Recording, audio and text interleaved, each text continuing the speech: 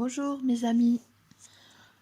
Donc ce dimanche 22 septembre 2019, j'ai décidé de vous refaire une lecture. Mes amis amoureux de grands auteurs de poésie et de littérature, je vais refaire donc aujourd'hui un sujet sur Baudelaire. Charles Baudelaire, et vous prendre des extraits de son célèbre Les Fleurs du Mal. Donc nous avons, dans cette version des Fleurs du Mal, il y a eu plusieurs versions écrites. Celle-ci que j'ai, je vous avais montré la couverture dans livre de poche, une dédicace de la part de Théodore Agrippa d'Aubigné. On dit qu'il faut couler les exécrables choses dans le puits de l'oubli et au sépulcre enclose, et que par les esprits le mal ressuscité infectera les mœurs de la postérité. Mais le vice n'a point pour mère la science, et la vertu n'est pas fille de l'ignorance. Ça c'est Théodore Agrippa d'Aubigné dans Les Tragiques, livre 2.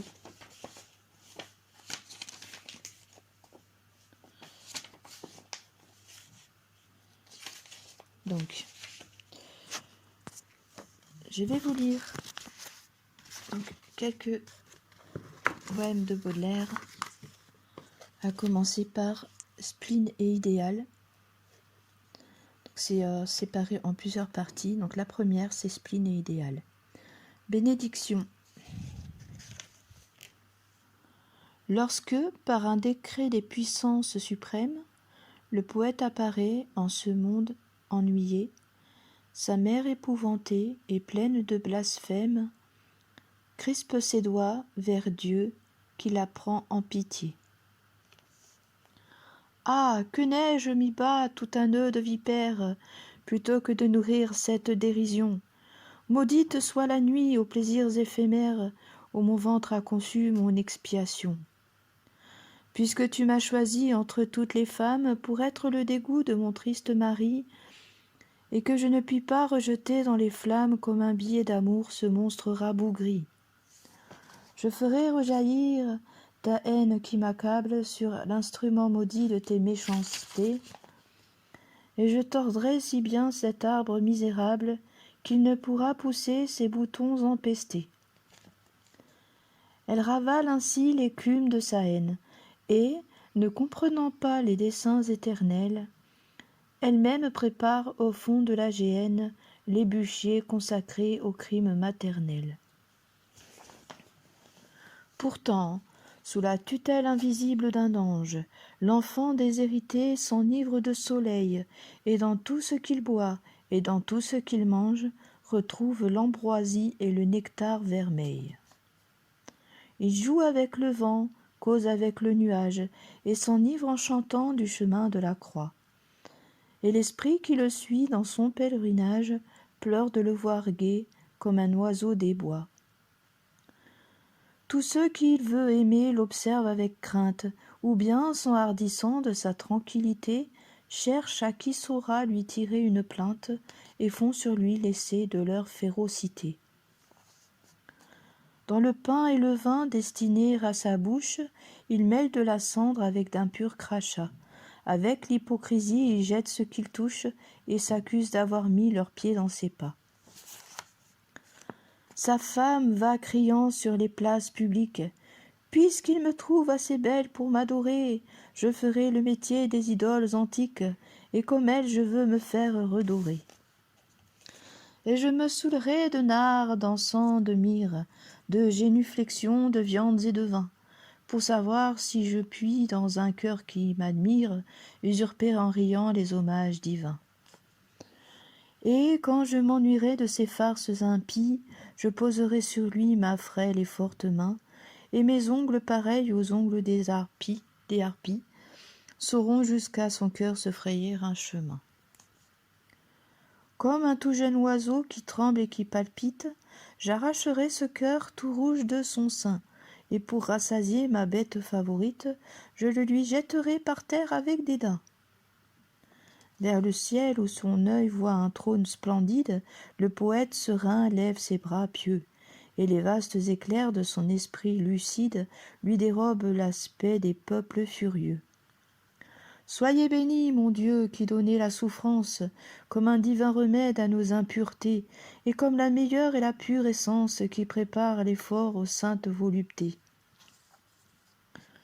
Je sais que vous gardez une place au poète, dans les rangs bienheureux des saintes légions, et que vous l'invitez à l'éternelle fête des trônes des vertus des dominations. Je sais que la douleur est la noblesse unique où ne mordront jamais la terre et les enfers, et qu'il faut pour tresser ma couronne mystique imposer tous les temps et tous les univers. Mais les bijoux perdus dans l'antique Palmyre, les métaux inconnus, les perles de la mer, par votre main montée ne pourraient pas suffire à ce beau diadème éblouissant et clair. Car il ne sera fait que de pure lumière, puisée au foyer saint des rayons primitifs, et dont les yeux mortels, dans leur splendeur entière, ne sont que des miroirs obscurcis et plaintifs.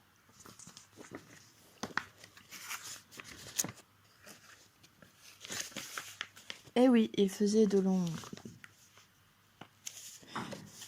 longues œuvres.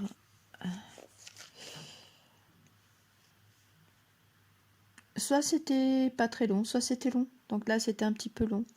Et vous voyez l'esprit de Baudelaire. Donc j'ai un nouveau passage des Fleurs du Mal, toujours dans la même lignée, dans Spleen et Idéal, le soleil. Donc le soleil de Spleen et Idéal dans les Fleurs du Mal. Le long du vieux faubourg, où pendent aux masures les persiennes, abri des secrètes luxures, quand le soleil cruel frappe à traits redoublés, sur la ville et les champs, sur les toits et les blés, je vais m'exercer seul à ma fantasque escrime, flairant dans tous les coins les hasards de la rime, trébuchant sur les mots comme sur les pavés, heurtant parfois des vers depuis longtemps rêvés. Ce père nourricier, ennemi des chloroses, éveille dans les champs les vers comme les roses. Il fait s'évaporer les soucis vers le ciel et remplit les cerveaux et les ruches de miel. C'est lui qui rajeunit les porteurs de béquilles et les rend gais et doux comme des jeunes filles, et commande aux moissons de croître et de mûrir dans le cœur immortel qui toujours veut fleurir. Quand, ainsi qu'un poète, il descend dans les villes, il ennoblit le sort des choses les plus viles, et il s'introduit en roi sans bruit et sans valet. Je vais vous refaire ce passage car j'ai un peu bafouillé, je vous fais ça en direct. Quand, ainsi qu'un poète, il descend dans les villes, il en oublie le sort des choses les plus viles, et il s'introduit en roi sans bruit et sans valet, dans tous les hôpitaux et dans tous les palais.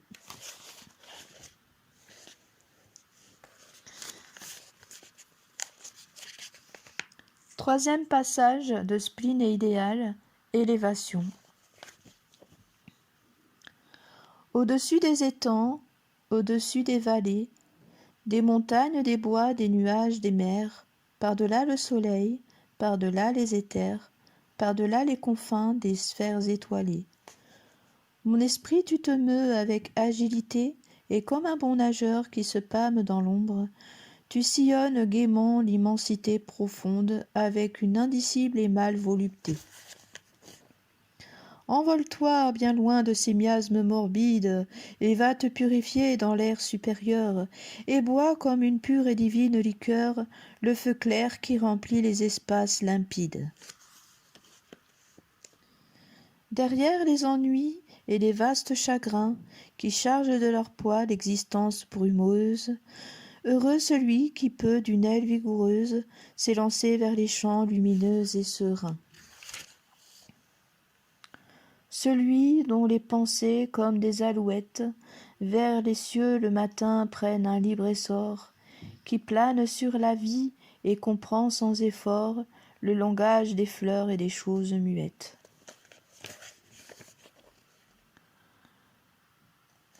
Nous allons passer à correspondance, qui n'est pas très long. La nature est un temple où de vivants piliers laissent parfois sortir de confuses paroles. L'homme y passe à travers des forêts de symboles qu'il observe avec des regards familiers. Comme de longs échos qui de loin se confondent dans une ténébreuse et profonde unité, vaste comme la nuit et comme la clarté, les parfums, les couleurs et les sons qui répondent. Il est donc des parfums frais comme des chairs d'enfants, doux comme des hautbois, verts comme les prairies, et d'autres corrompus, riches et triomphants, ayant l'expansion des choses infinies, comme l'ambre, le musc, le benjoin et l'encens, qui chantent les transports de l'esprit et des sens. J'aime le souvenir de ces époques nues, dont Phébus se plaisait à adorer les statues. Alors l'homme et la femme, en leur agilité, jouissaient sans mensonge et sans anxiété, et le ciel amoureux, leur caressant l'échine, exerçait la santé de leur noble machine. Si belle alors, fertile en produits généreux, ne trouvez point ces fils un point trop onéreux. Mes amis, je vais devoir vous laisser pour aujourd'hui. Je vous raconterai la suite parce que dans mon immeuble, il y a des travaux. Je sens déjà la chignole des voisins qui va nous empêcher de se concentrer et de pouvoir continuer la lecture. Dans tous les cas, je vous souhaite un très bon dimanche. Je reviendrai vers vous avec des lectures de Baudelaire et d'autres. Je vois que Baudelaire a bien plu dans une vidéo, donc je me dis qu'il faut continuer à vous offrir donc ce que vous aimez, de beaux textes. Vous voyez, Baudelaire, c'est assez spécial, mais c'est très, très, très beau et c'est intemporel. Dans tous les cas, je vous fais des bisous, mes amis. Je vous souhaite donc un bon dimanche. Prenez soin de vous. Bisous, je vous aime.